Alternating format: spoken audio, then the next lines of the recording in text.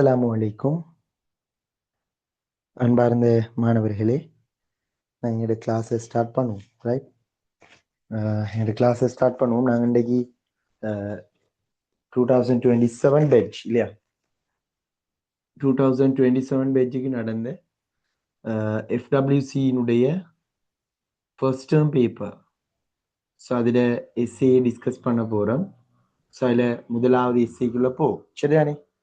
2027 பேட்சுக்கு நடந்த first term. So SA paper எல்லாத்தையும் இருக்குமென்னு நம்புகிறேன்.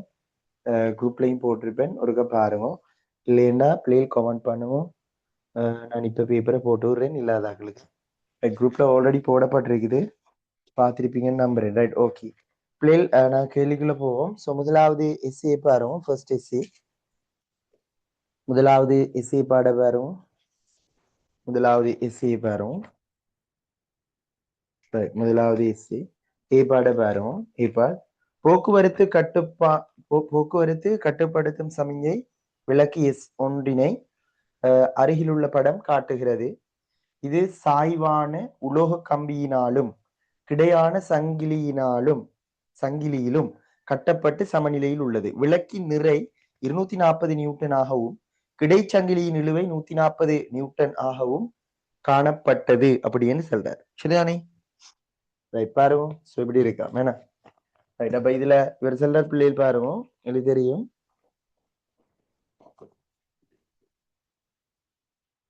ரைட், ஸோ இதுல சொல்ற பாருங்க, எனக்கு தெரியும். முதலாவது ஏற்பாட பாருங்க. ஃபர்ஸ்ட் ஏற்பாடு. ஸோ முதலாவது ஏற்பாட பாருங்க. இது பாருங்க, இது சொல்றாரு என்ன? போக்குவரத்து கட்டுப்படுத்தும் சமிஞ்சை விளக்கு. போக்குவரத்து கட்டுப்படுத்தும் சமிஞ்சை விளக்கு, ரோட்ல உள்ள அந்த சிக்னல் இல்லையா, ரோட்ல உள்ள சிக்னல், ரோட்ல உள்ள சிக்னல் இல்லையா. இது தெரியும். பொதுவா அந்த டிராபிக் பிளாக் கூடின, நார்மலா வாகன நெரிசல் கூடின சில நகரங்கள்ல ஸோ இருக்கும் சமிஞ்சை விளக்கு பச்சை, சிவப்பு, மஞ்சள் உண்டு.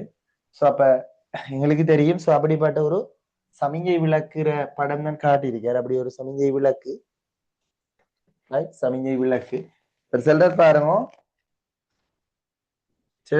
ரைட், இவர் சொல்றார் என்னென்றால், போக்குவரத்து கட்டுப்படுத்தும் சமிஞ்சை விளக்கு எஸ் ஒன்றினை அருகிலுள்ள படம் காட்டுகிறது. ஸோ நீங்க பார்க்கக்கூடியதா இருக்கும் இல்லையா. ஸோ இதான படம் பாருங்க. ரைட், காட்டுகிறது. இப்ப இவர் சொல்றார் இது சாய்வான உலோக கம்பி. அப்ப இதுதான் என்ன? உலோக கம்பி, சாய்வான உலோக கம்பி. இதுதான் உலோக கம்பி. சாய்வான உலோக கம்பியினாலும் கிடையான சங்கிலியினாலும் கட்டப்பட்டு சமநிலையில் உள்ளது. அப்ப இங்க இருக்குது பாருங்க, இந்த இடத்துல இருக்குது. இதான் அந்த சமிஞ்சை விளக்கு எஸ். இப்படி ஒரு படம் தானே காட்டுறீங்க, சமிஞ்சை விளக்கு எஸ். இப்ப இது கிடைச்சங்கிலியாலையும் கட்டப்பட்டிருக்கான். கிடைச்சங்கிலியாலையும் கட்டப்பட்டு எப்படி இருக்குது? கிடைச்சங்கிலியாலும் கட்டப்பட்டு சமநிலையில இருக்கா. சரிதானே? இங்க இந்த சாய்வான உலோக கம்பி நிலைக்குத்தோடு ஆக்குற கோணம் தீட்டான்னு சொல்றாரு. அப்ப இத சங்கிலி என்று சொல்றார். இத சங்கிலி என்று சொல்றார். இது சங்கிலி என்று சொல்றார். Right right. இப்ப சொல்றார் விளக்கின் நிறை 240 நியூட்டன். என்ன அப்ப அவர் சொல்றார் விளக்கின் நிறை விளக்கின் நிறை 240 நியூட்டன் என்று சொல்றார். இப்ப இவர் சொல்றார் விளக்கிட நிறை 240 என்றால் சோ இதுல மொத்த நிறையும் என்ன? 240 போல 240 நியூட்டன். என்ன சோ அவங்க இலையில என்ன இருக்கு? இங்க இலையில சோ இந்த இலையில ஒரு இழுவை இருக்கும், இங்கேயும் ஒரு இழுவை இருக்காம். சோ இதே என்னன்னு சொல்ற பாரு, கிடைச்சங்கிலியின் இழுவை 140 நியூட்டன் என்று சொல்ற. இது சமநிலையில இருந்தா 3 விசையும் என்ன செய்யணும்? ஒரு புள்ளியில பாருங்க, சமாந்தரமற்ற விசைகள். இப்ப 3 விசைகளும் என்ன செய்யணும்? ஒரு புள்ளியில சந்திக்கணும் இல்லையா. ஆகவே விடித்தாக்கி இருக்கும். என்ன நிறை வந்து இந்த இடத்துல இருந்தது. 3 விசைகளும் சொந்த புள்ளியில சந்திக்குது. அப்பதானே சாத்தியம், சமநிலைக்கு சாத்தியம் இல்லையா, சமநிலைக்கு சாத்தியம். சரிதானே? இதுதான் அந்த படம். அப்ப இதுல பாருங்க இந்த கிடைச்சங்கிலியில 140 தாக்குதுன்னு சொல்ற. சோ இந்த கண்டிப்பா அந்த உலோக கம்பியில ஒரு இழுவை இருக்கும். இது நிறை. 3 சமாந்தரமற்ற விசைகள் என இதுல தாக்கி இந்த சமிஞ்சை விளக்கு எஸ் ஆனது சமநிலையில இருக்குது வேண்டாம். சமிஞ்சை விளக்கு எஸ் ஆனது பிள்ளைகள் சமநிலையில இருக்குது வேண்டா எங்களுக்கு தெரியும். 3 விசைகளோட தாக்கக்கூடும் ஒரு புள்ளியில சந்திச்சிருக்க வேணும் என. ரைட். சோ இப்ப இது இருக்கட்டும். அப்ப இதுதான் எங்கட அந்த படம். ரைட். முதலாவது கேள்வி என்ன கேட்கிறார்? ரோமன் இலக்கம் உண்டு. முதலாவது கேள்வியை பாருங்க. ஃபர்ஸ்ட் கேள்வி என்ன கேட்கிறார்? உலோக கம்பி நிலைக்குத்துடன் அமைக்கும் கோணத்தின் tan தீட்டா பெருமானத்தை காண. tan தீட்டா என்னன்னு கேட்கிறார் இல்லையா? அப்ப tan தீட்டா என்னன்றதுதான் கேள்வி. ஃபர்ஸ்ட் கேள்வி tan தீட்டா என்னன்றதுதான் கேள்வி இல்லையா? இதை நார்மலா எங்களுக்கு அணுகலும் எப்படி? இப்ப நாங்க நிலைக்குத்தோட பாருங்க, நிலைக்குத்து கோடுன்னு இந்த இடத்துல இருக்கு. அப்ப நாங்க இந்த புள்ளி கூடான நிலைக்குத்து கோட்டை யோசிக்க வேண்டாம். இது டீட்டாண்டா இது என்ன சொல்லுங்க. இது டீட்டாண்டா இதுவும் என்ன டீட்டா. சோ இவர் டீட்டாண்டா இவரும் என்ன டீட்டா. ரெண்டும் டீட்டா என்ன. இது டீட்டாண்ட பட்டியல் இது டீட்டா ஒன்று விட்ட கோணம். அப்ப எங்களுக்கு இந்த இடத்துல செல்லையிலும் இல்லையா, இந்த இடத்துல செல்லையிலும் பாருங்க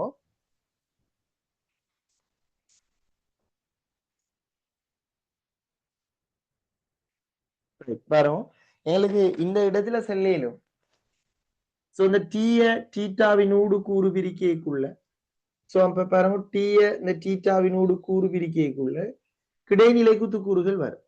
சோ இந்த நிலைக்குத்து கூற செல்லையிலும் எப்படி டி காஸ் டீட்டா, கிடைக்கூற எப்படி செல்லையிலும் டி சைன் டீட்டா இல்லையா. அதாவது டி என்ற இழுவை நீங்க படிச்சிருப்பீங்க விசை பிரிப்பு. டி என்ற இழுவைய இந்த டீட்டாவுக்குள்ளால மடிக்கைக்குள்ள கோணத்தினூடு மடிக்கைக்குள்ள டி கொஸ் டீட்டான்னு வரும். அந்த கோணத்தின் கொஸ் பெருமானத்தை எடுக்கும். டீட்டா என்ன, அதாவது இழுவைய கோணத்தை விட்டு விலத்தி மடிக்கைக்குள்ள அதனுடைய சைன் பெருமானத்தை எடுக்கும் இல்லையா. கைக்கு விளங்குதா? சைன் பெருமானத்தை எடுக்கும். ரைட். சோ அப்ப இதுல இப்ப எங்களுக்கு செல்லையிலும் இது சமநிலையில இருக்குது இல்லையா. இது சமநிலையில இருக்குது. இது சமநிலையில இருக்குது. அப்ப சமநிலையில இருந்தால் எங்களுக்கு செல்லையிலும் இந்த கிடை பாருங்க இந்த இழுவையினுடைய உலோக கம்பியிட இழுவையின் கிடைக்கூறு 140 பேலன்ஸ் பண்ணும். நிலைக்குத்து கூறு 240 பேலன்ஸ் பண்ணும் இல்லையா. இப்ப நாங்க சொல்லுவோம் விளக்கின் சமநிலைக்கு இல்லையா, நாங்க சொல்லுவோம் விளக்கின் சமநிலைக்கு மேலே செல்லையிலும் விளக்கின் சமநிலைக்கு நிலைக்குத்து எப்படி சொல்லுவோம் டி கொஸ்டீட்டா 240க்கு சமம். டி கொஸ்டீட்டா 240க்கு சமம். மாதிரி டி சைன் டீட்டா 140க்கு சமம். டி சைன் டீட்டா 140க்கு சமம் இல்லையா. அப்ப எங்களுக்கு டேன் டீட்டா தேவைன்னா என்ன செய்வோம், இத முதலாவது தொடர்பு இதை ரெண்டாவது தொடர்பு வேண்டா ரெண்ட ஒண்டால பிரிங்க. ரெண்ட ஒண்டால பிரிச்சா எப்படி வரும்? டி சைன் டீட்டாவின் கீழ் சமனுக்கு இங்கால பாருங்க டி காஸ் டீட்டா சமனுக்கு அங்கால 140 கீழ் 240 டீம் வெட்டுப்படும் சைன் ஓவர் காஸ் என்ன tan தீட்டா சைபரும் வெட்டுப்படும். ரெண்டாவது சுருக்கிறோம்டா 7 கீழ் 12 வரும். பெருமானம் கேட்டபடியால தசத்துல கொடுங்க. 7 12 சுருக்கினா என்ன வரும்? சிலபம் 7 12 சுருக்கினா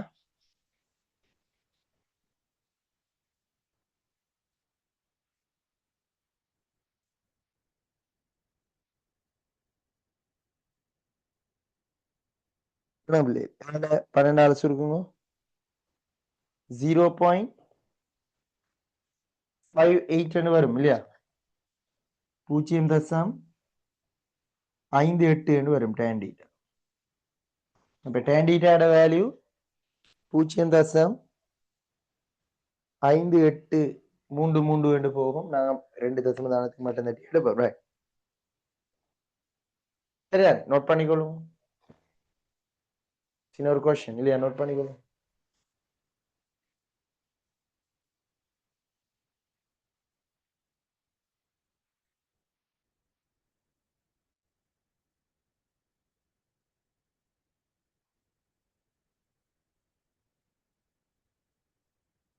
ரைட், நோட் பண்ணுங்க பிள்ளைகள், குயிக்கா நோட் பண்ணுங்க.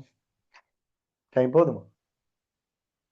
இன்னொரு கன்செப்ட் தானே, மூவிசைகளோட சமநிலை கன்செப்டை வச்சுக்கொண்டு தானே இந்த கேள்வி டிஃபைன் பண்றீங்க இல்லையா? மின் விளக்கு சாரி சமிஞ்சை விளக்கு. இந்த சமிஞ்சை விளக்குல 3 விசை தாக்குது. 3 விசைகளோட சமநிலையை வச்சுக்கொண்டு முதலாவது tan தீட்டாக்கு வரும். ரைட். சோ இப்ப ரெண்டாவதுக்கு ஓகே தானே? மெசேஜ் ஒன்று போடணுமா? இப்ப ரெண்டாவது கேள்விக்கு போ. ரெண்டாவது கேள்வி ரோமன் இலக்கம் 2 பாரும். ரோமன் இலக்கம் 2 என்ன சொல்ற? உலோக கம்பியின் இழுவை. சோ இந்த டீட வேல்யூ என்னன்னு கேட்கிறார். உலோக கம்பியினுடைய இழுவை இல்லையா? டீனுடைய வேல்யூ என்ன அப்படின்றதான் கேள்வி. டீட வேல்யூவை கண்டுபிடிப்போம். எப்படி கண்டுபிடிக்கிற சொல்லுங்க. டீட வேல்யூ கேட்கிறார் இல்லையா?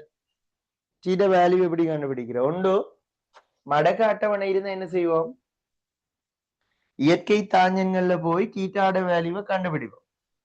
கண்டுபிடிச்சு சைன் டீட்டா சமன் 140ல டீட்டாக்கு அப்ளை பண்ணினோம்டா எங்களுக்கு டீ வரும். சோ அப்படி செய்யலாம். அப்படி இல்லைன்னா இந்த தொடர்பை பாருங்க. இதுல இந்த ரெண்டு தொடர்பை பாருங்க. நாங்க ஆல்ரெடி எடுத்த முதலாவது தொடர்பு என்ன? D sine theta 140. ரெண்டாவது டி கொஸ் டீட்டா 240. ரெண்டு மெத்தட்ல செய்யலும் இல்லையா? இப்ப இந்த முதலாவது தொடர்பை வர்க்கீங்க, ரெண்டாவது தொடர்பை வர்க்கீங்க, வர்க்கிச்சு கூட்டுங்க பாப்போம். முதலாவது தொடர்பை வர்க்கிச்சு ரெண்டாவது தொடர்பையும் வர்க்கிச்சு கூட்டுங்க பாப்போம். கூட்டினா என்ன வரும்? இதை வர்க்கிச்சா டி வர்க்கம் சைன் வர்க்கம் டீட்டா, டி வர்க்கம் கொஸ் வர்க்கம் டீட்டா. சோ இது எப்படி வரும்? 140 வர்க்கம் பிளஸ் 240 வர்க்கம். வர்க்கிச்சு கூட்டுங்க. இவரை வர்க்கீங்க, இவரையும் வர்க்கீங்க, ரெண்டு பக்கம் வர்க்கிச்சு கூட்டுங்க. இதை வர்க்கிச்சா டி வர்க்கம் சைன் வர்க்கம் டீட்டா 140 வர்க்கம், டி வர்க்கம் கொஸ் வர்க்கம் டீட்டா 240 வர்க்கம். இங்கால பக்கம் கூட்டுவோம். இப்ப இதுல டி வர்க்கத்தை பொது எடுக்கி சைன் வர்க்கம் டீட்டா பிளஸ் கொஸ் வர்க்கம் டீட்டா. இங்கால 140 சாரி 140 வர்க்கம் என்று சொன்னா எப்படி வரும்? 140 140 ஒரு 100 பொது எடுக்கீழ். சொன்னால 240 வர்க்கம் என்ன செய்யலும்? ஒரு 100 பொது எடுக்கீழ். 240 240 பொதுவெடுத்தமெண்டா எப்படி வரும்? 100 பொதுவெடுத்தமெண்டா 14 வர்க்கம் பிளஸ் 24 வர்க்கம் என்று வரும். இங்கால இதுக்கு பதிலா என்ன போடுவோம்? திரிகோண கணிதத்துல கேள்விப்பட்டிருக்கோம் இல்லையா? இது மறக்கப்படாதா? சைன் வர்க்கம் டீட்டா பிளஸ் கொஸ் வர்க்கம் டீட்டாட பெருமதி ஒன்று. நீங்க டீட்டாக்கு என்ன கோணத்தை போட்டாலும் சுருகினீங்கன்னா ஒன்றுதான் வரும். இது நார்மலா மெட்ஸாக்களுக்கு தெரிஞ்சிருக்கும். பாயாக்கள் பார்த்துக்கொள்ளணுமா? சமன்பாடு மறக்கப்படாது. சைன் வர்க்கம் டீட்டா பிளஸ் கொஸ் வர்க்கம் டீட்டா 1. அப்ப இந்த இடத்துல டி ஸ்கேர் இன்டூ 1 சமன் இது 100. இங்க 14 வர்க்கம் பிளஸ் 24 வர்க்கம் வருது. இனி சுருக்கி எடுக்கிறது தானே? ஏன்னா இனி சுருக்கி எடுக்கிறது தானே பிள்ளை இல்லையா? சுருக்கலாம். இதுல 3 பார்ட் தான் போட்டிருக்கார். ஏ பார்ட்ல 3 கொஸ்டின் தான் போட்டிருக்கார். அப்படின்னா கேள்வி குறைவு. அப்ப சுருக்கல் கூட. இதுல சொல்லுங்க பாப்போம். இப்ப இதுல யார பொது எடுக்கலும்? 14 தர 14 என்றா 2 தர 2, 24 தர 24 2 தர 2. இப்ப 2 தர 2 4 பொது எடுக்கலும் இல்லையா? சோ அப்ப இங்க என்ன வரும்? 100 தர 4 வெளியே எடுக்கலும். இங்க 14 தர 14. அப்ப ஒரு 14 2 அடுத்த 14 2. சோ அப்ப 7 தர 7 49 வரும். இங்க உள்ளுக்கு 24 தர 24 தர ஒரு 24 இந்த 2 இன்னொரு 24 2 வெளியே எடுத்தா 4. சோ அப்ப அங்க 24 2 எடுத்தா 12, அடுத்ததுலயும் 12. 12 தர 12 144. அப்ப எல்லாம் கூட்டினா என்ன வரும்? 3 9 1 இல்லையா? 400 தர 193 அப்படியா? 4 9 3 1 மிச்சம் 13. 4 9 13 1 மிச்சம் 8 9 193. இப்ப இத சுருக்கினால்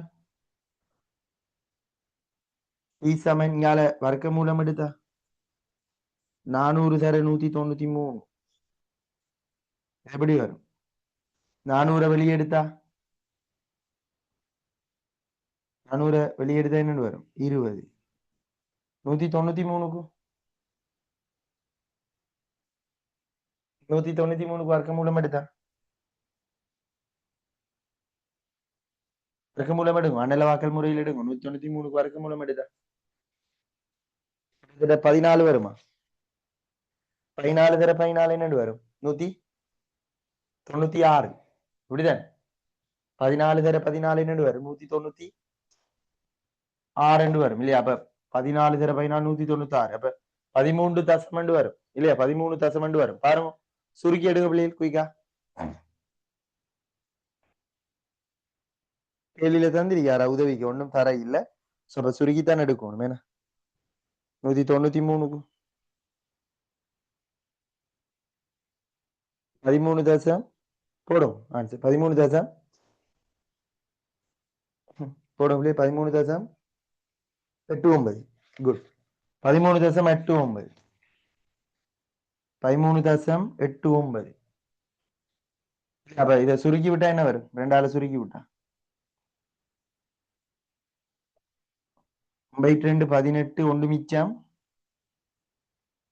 2 16 17 ஒன்று மிச்சம் 6 7 2 277 தசம் 8 நியூட்டன். அப்படியா?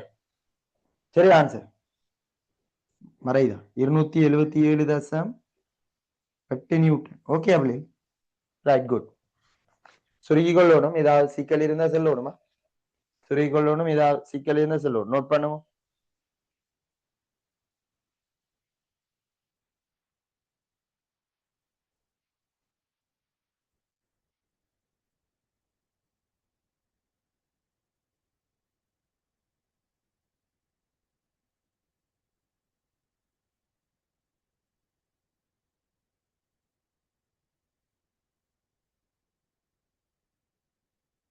அப்படி குயிக்கா.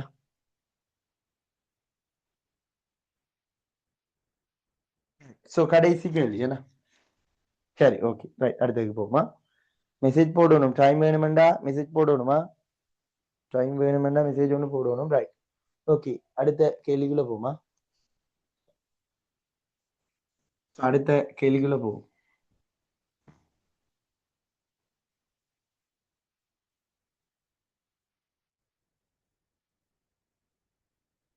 அடுத்த கேள்விக்குள்ள போவோம். உலோக கம்பி நிலைக்குத்துடன் 45 பாகை அமைக்க வேண்டும் என. உலோக கம்பி வந்து இதானே உலோக கம்பி. இது நிலைக்குத்தோட 45 பாகை அமைக்கணும். அப்ப இந்த டீட்டா வந்து 45 பாகை அமைக்க வேணும் என்றால் இவர் கேட்கிறார், கிடைச்சங்கிலியில் பிரயோகிக்க வேண்டிய புதிய விசையின் பருமனையும் உலோக கம்பியில் உள்ள இழுவையையும். உலோக கம்பியில இருக்கிற இழுவை என்ன? இந்த டீட வேல்யூ என்ன? உலோக கம்பியில இருக்கிற இழுவை என்ன? ரெண்டாவது என்ன? உலோக கம்பியில இருக்கிற இழுவை. ரெண்டாவது கேட்கிற கிடைச்சங்கிலியில பிரயோகிக்க வேண்டிய புதிய விசை FN இல்ல 240 அல்ல. இதுல விசை F என்ன, இங்க என்ன? இது 45 பாகையா இருக்கணும் வேண்டாம். இப்படி வரும் என்றதான் கேள்வி இல்லையா? அப்ப என்ன முன்ன மாதிரியே தான் எடுப்போம் இல்லையா? முன்ன மாதிரியே தான் எடுப்போம். இப்ப வரும். இப்ப இது 45 பாகையா இருந்தா இப்படி வரும். நிலைக்குத்து கூறு நிறைய பேலன்ஸ் பண்ணும். பட் டி cos 45 சமன் என்ன? 240. நிறமாற போறது இல்லையே. நிறமாற போறது இல்லை இல்லையா? டி பாருங்க. இப்ப டீயும் கேட்கிறார். இங்க 140 இல்ல, புதிய விசை என்னன்னு கேட்கிறார். அப்ப டிஐயும் எஃப்ஐயும் கண்டுபிடிக்கும். டிஐயும் கண்டுபிடிக்கணும், எஃப்ஐயும் கண்டுபிடிக்கும். இப்ப இது 45 என்ன? டி cos 45 தானே 240. அது மாதிரி இங்க டி sin 45 புதிய விசை எஃப் ஆக இருக்கும். இது ரெண்டு. இப்ப என்ன செய்வோம்? எஃப் கண்டுபிடிக்கணும். ரெண்டாவது முதலாவதால பிரிங்க. இதுவும் சமநிலைக்கு என்ன? விளக்கின் சமநிலைக்கு.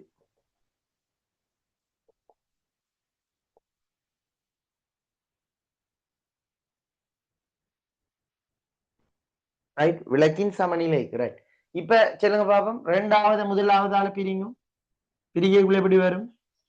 டி sin 45 டி cos 45 சமன் எஃப் ஓவர் 240. டீம் டீம் பெட்டுப்பட்ட என்ன வரும்? tan 45 சமன் எஃப் ஓவர் 240. F over 240. இது ஒன்று வேண்டா எப்படி வரும்? எஃப் ஓவர் 240 சமன் எஃப் ஓவர் 240 சமன் ஒன்று. இது பெருக்கப்பட்ட எஃப் இஸ் ஈக்குவல் என்ன? F is equal என்ன 240 நியூட்டன். இதான் F ட வேல்யூ. F ட வேல்யூவை கண்டுபிடிக்கிறோம் 240 நியூட்டன். F ட வேல்யூ 240 நியூட்டன். T கண்டுபிடிக்கல. முதலாவது சமன்பாட்டில பாருங்க. T கண்டுபிடிக்கல. மேல முதலாவது சமன்பாட்டில பாருங்க. முதலாவது சமன்பாட்டில இனி TSL எழுதும் எப்படி? எழுதுறேனா? முதலாவது சமன்பாட்டில இனி T cos 45 1/√2 சமன் 240. அப்ப T சமன் என்ன 240 √2 நியூட்டன். √2க்கு என்ன போடுற? இப்படி விட கொடுக்கறது இல்ல. இறுதி விட என்ன செய்யணும்? இறுதி விட தசத்துல இருக்கணுமா? இறுதி விட தசத்துல இருக்கணும். சோ இப்படி விட கொடுக்கறது இல்ல யாரும். சோ அப்ப √2க்கு என்ன வேல்யூ? 1.41 இல்லையா? 1.41 போகும். இப்ப 240 தர 1.41 பெருக்கினால் என்ன வரும்? பெருக்கி ஆன்சரை போடுங்க. ஆன்சரை போடுங்க. பெருக்கி ஆன்சரை போடுங்க. 240 தர 1.41 ஏன்னா பெருக்கி போடுங்க. கமெண்ட்ல போடுங்க. 1.41.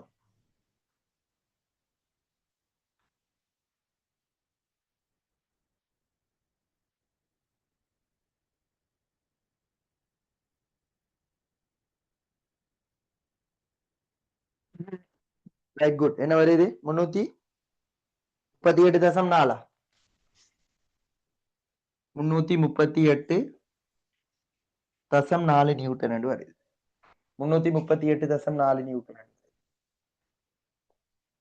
Right okay. எழுதினாக்கள் பி பாட்டை பாருங்க.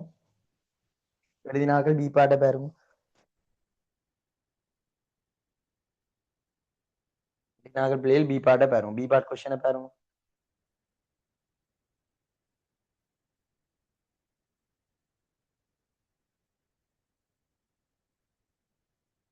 ரைட்